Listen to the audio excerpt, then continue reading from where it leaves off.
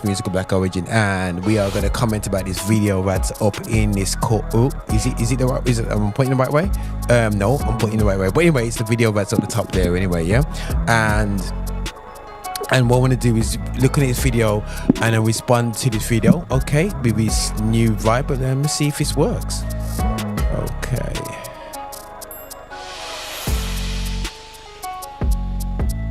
Politics. The race politics in New Zealand, I've got to say, is a warning to us in Australia. You know, we think, got activists saying, okay, so this is about some hacker that was done in Parliament we saw the other week. So I thought I'd do some research about it and actually find out a bit more about the whole what's going on with this kind of like cultural thing or whatever. Yeah, it's proud going, yeah man, you guys stand up for gun, but what is it really about anyway still? Yeah, so I bumped into a bit of Australian news about it, because obviously they're local neighbours, but this is Sky News and I feel like I'm watching GBN News, and it's not GBN News, this is Australian news. Bear in mind, last year Australia, I think it's last year or early this year, they blocked the say of Aborigines in the land, but they don't have any direct say or direct input or even a space to come up and ask in the ground. So bear in mind that the indigenous people that's been there for thousands of years don't have a say in the land which they ancestors technically own. Now just put this into context about, you know, all the thing in Britain, which is, you know, the British are saying, listen, this is our land, we can't be dictated to by people from outside. But our cousins are doing the total opposite of what we're saying, but in our land it's incredible, and calling it identity politics. So before I go anymore, let's have a listen to what they're saying. oh, we signed a treaty, we'll just, fix it, we'll live in harmony. No, New Zealand proves it will just make things worse. And today we saw the end of a mass march from the New Zealand Parliament of people protesting against the bill to change the interpretation of the Waitangi Treaty. They signed a treaty in 1840 already. So this is the treaty which the British kind of got a little bit of a golden tick, but they're made with the Maori people. It must be the Maori people more than the Aboriginal people. Maybe the Aboriginal people were a bit too dark, and they kind of slammed them, didn't want to wanted Australia more than that. But they made a treaty which was not really like kind of gave them about give them a bit of a equal say or equal input into the land, which is cool, which is fantastic. I was equal input, but over the years the population has increased in Australia, in New Zealand, of other people from other origins, so European obviously, and even though the native people haven't got all the wealth, we all know who has the wealth.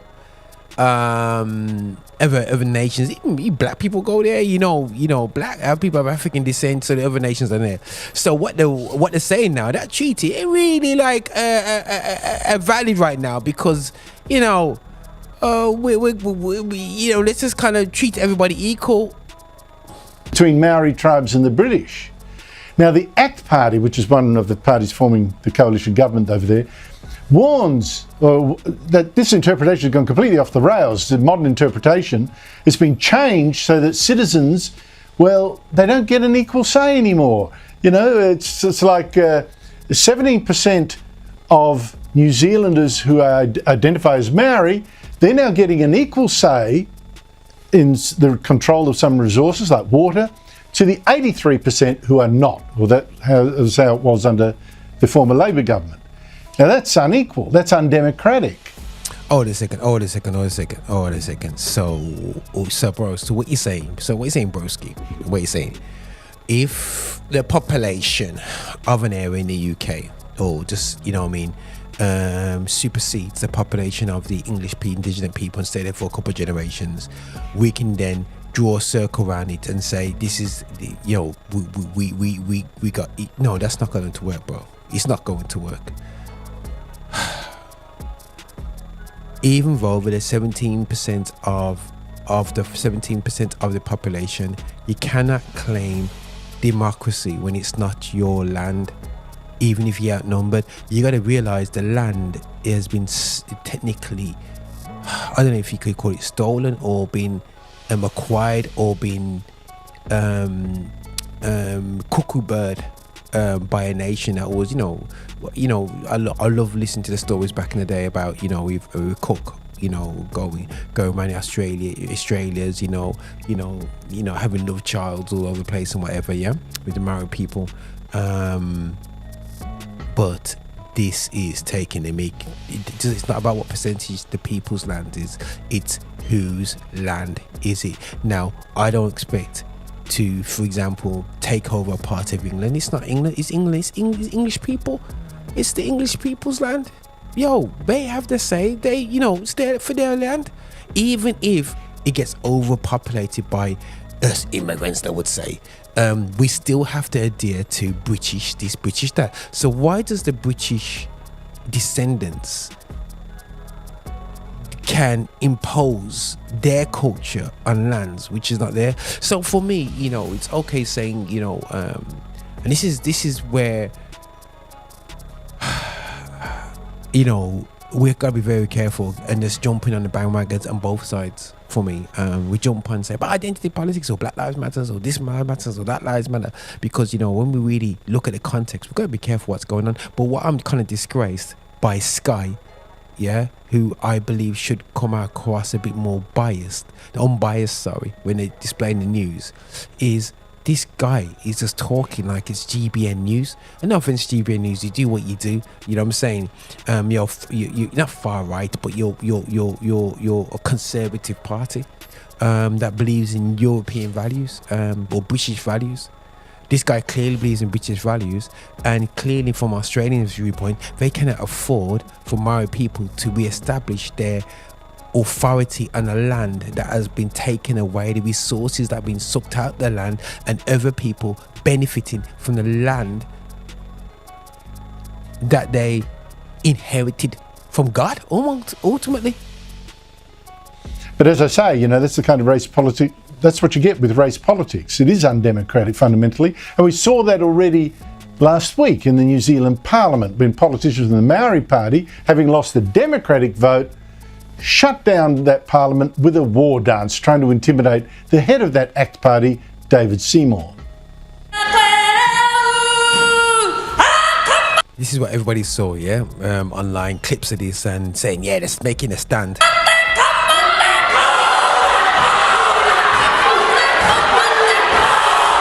She tore the paper up. Yes, it's your land.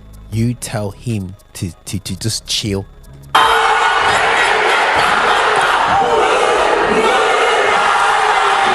By the way, I love the haka. I love all blacks when it comes to rugby. I love the haka before them. That was their protest against David Seymour's bill, which would give to New Zealanders the equal right as citizens, whatever their race. Equal political rights. I know you notice how when it comes to countries outside of Europe, it's all about equality. Now we need to be equal, we need to be equal, when it's been unequal all this time. Not in favour of the indigenous people, but in favour of unfortunately European, not all Europeans that live in these countries, because there are Europeans that go to the country that are not doing well, but clearly from some top level Europeans. So I'm going, there comes a time where you have to go, listen, indigenous people, this is your land, let's talk. We can't make this work overnight, but let's make sure that you guys have an input, and it grows every generation. It's their land. I thought that was a no-brainer. But anyway, those politicians complaining about that, doing a war dance instead, should have been mocked by the media, not treated seriously.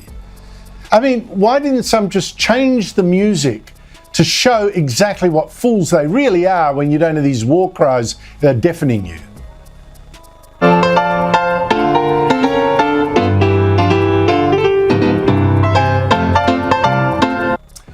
By the way, this is on Sky News. They just took the mick out of the haka from the next door neighbours Australia.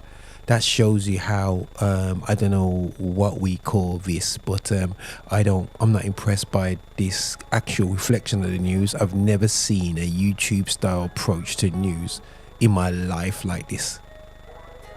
keep it at 100. But today again, these protesters against one person, one vote democracy were treated like an overwhelming force, 40,000 of them marching, we were told, 45, but although photos suggest that actually many, many fewer. And I didn't hear any real argument from them on why treating New Zealanders as individuals with equal rights is wrong. Kill the bill. Just kill it. We don't disagree with it. It doesn't need to happen. It doesn't. Okay, we are a unity. We're one people.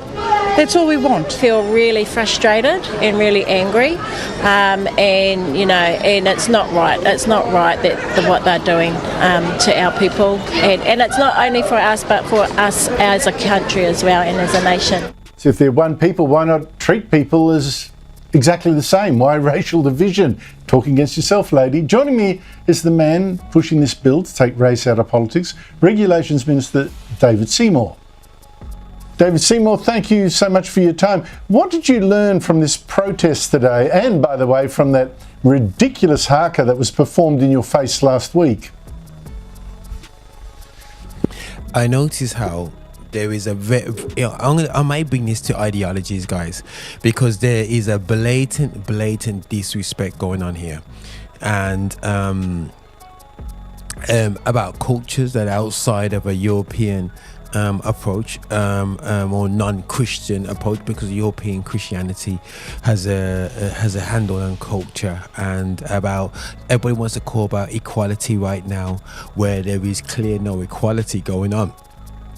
So for me, guys, this needs to be broken up and more and really have a look at the issues and balances around the world when it comes to our approach to people indigenous people, and this is not, for me, I've always firm believer that when it came to South Africa, Southern Africans, no matter how many 10 generations down you are a natively Bantu tribe, original Bantu tribe people. And I appreciate that people have moved and lived there. I'm not saying to kick anybody off the island. I'm not saying anyone to leave New Zealand right now. I'm not saying to leave Australia right now. But you have to, for me, look at the indigenous people and the injustices that they received by the whole exploring and conquering of the world that we've had. So that's just where I'm at, and hopefully you guys get it, and it really shows I think the poor form, the poor form of, let me just switch this over. The poor form of, the news in Australia, and it really shows that, it's getting a bit touchy out there when it comes to news and reflections and people's opinions, and it's always tried to look at things from two different perspectives. But how do you feel if this is your birthright, this land is, how do you feel about this?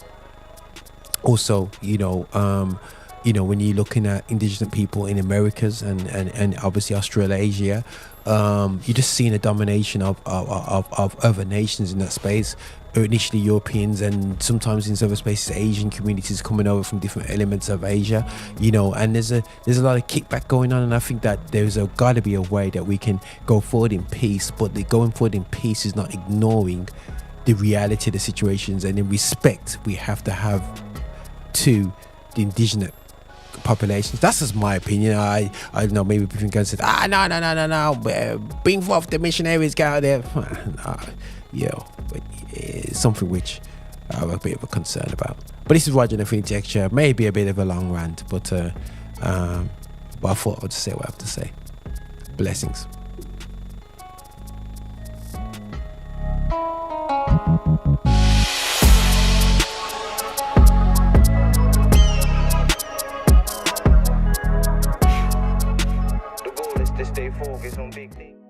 Hi, and thank you for watching. Make sure you subscribe, you like, and you comment, and make sure that you're sharing the videos and watching so much more. We have loads of content for you. I hope you enjoy.